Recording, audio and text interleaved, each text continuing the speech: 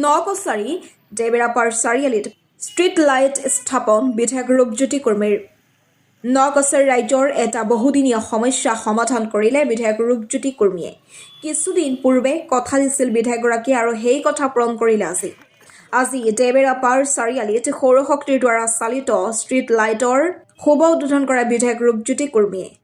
ডেবেৰাপাৰ চাৰিআলিত ৫টা পথতে স্থাপন কৰা হ'ব এই ষ্ট্ৰীট লাইটসমূহ। লগতে টিয়ক বলমা পথটিও অতি সোনকালেই 2 লেনযুক্ত হ'ব বুলি জানিব দিয়ে বিধায়ক ৰূপজ্যোতি কুৰ্মীয়ে।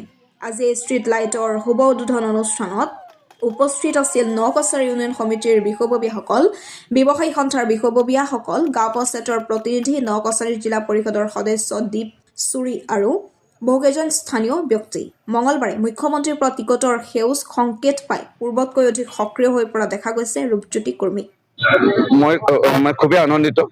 আজিৰ পৰা 20 বছৰ আগতে 2004-5 বৰ্ষত পূৰ্বৰ বিধায়ক সন্মানীয় অলোক কুমাৰ ঘোষ ডাঙৰীয়া যেতিয়া আছিল, তেখেতে ষ্ট্ৰীট লাইট দিছিল আৰু পিছলৈ গৈ মই সেই ষ্ট্ৰীট লাইটৰ বিল দি কেইদিনমানকৈ চলাইছিলোঁ।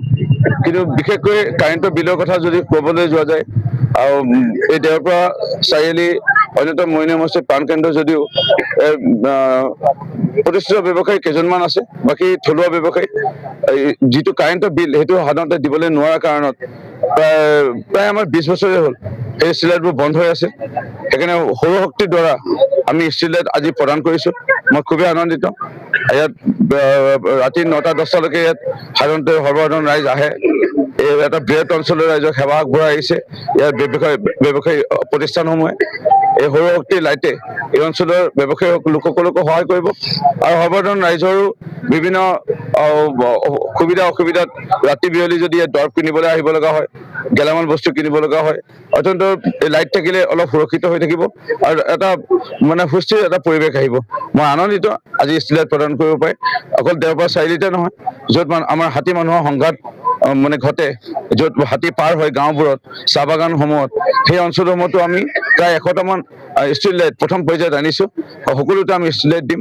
ৰাইজৰ বহুত দিনীয়া এটা দাবী আছিল যে ৰাতি বিয়লি আমি দেখি নাপাওঁ, হাতী পাৰ হয়, আমাৰ ৰাইজে মুখামুখি হয়। সেই অঞ্চলবোৰত যদি লাইট জ্বলে তেতিয়া হাতী পাৰ হওঁতে দূৰৰ পৰা ৰাইজে দেখিব পাৰিব, সাৱধান হ'ব পাৰিব আৰু হাতী মানুহৰ সংঘাতো অকণমান নিৰ্মূল হ'ব। মই আনন্দিত আজি এই অনুষ্ঠানটো শুভাৰম্ভণি কৰিব পাৰে।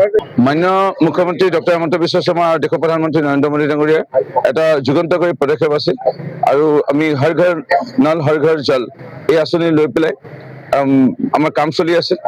বিভিন্ন কাৰণবশতঃ এচেঞ্চিয়েল পিৰিয়ড এটা দিব লগা হ'ল, কাৰণ বহু ঠিকাদাৰে বিভিন্ন কাৰণতে হওক তেওঁলোকে যেনেধৰণে কাম কৰিব লাগিছিলে সঠিকভাৱে কাম নকৰিলে আৰু যাক লৈ পেলাই এটা এনকুৱাৰী চলি আছিল। এতিয়া টকা মুকলি কৰি দিছে, কাম খুব খৰতকীয়াকৈ আমি কৰি আছোঁ।